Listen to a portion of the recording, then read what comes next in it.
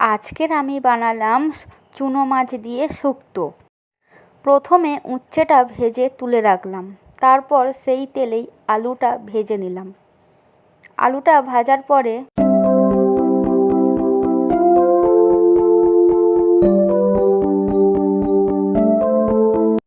চুনো মাছগুলো ভেজে তুলে রেখেছিলাম, সেটা আর ভিডিও করা হয়নি। সেই তেলের মধ্যেই শুকনো লঙ্কা, তেজপাতা, আদা, জিরে বাটা আর যে সব সবজিগুলো ভেজে রেখেছিলাম আর তার সাথে চুনো মাছটা দিয়ে কষিয়ে নিলাম।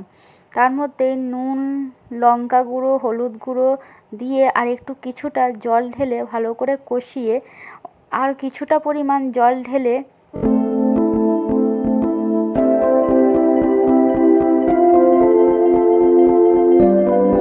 ভালো করে সবজিগুলো সিদ্ধ করে নিলাম। তারপর সর্ষে বেটে রেখেছিলাম, সেই সর্ষে বাটা আর বড়ি ভেজে রেখেছিলাম, সেই বড়িটা দিয়ে ভালো করে ফুটিয়ে জলটা শুকনো হয়ে গেলে নামিয়ে নিলাম।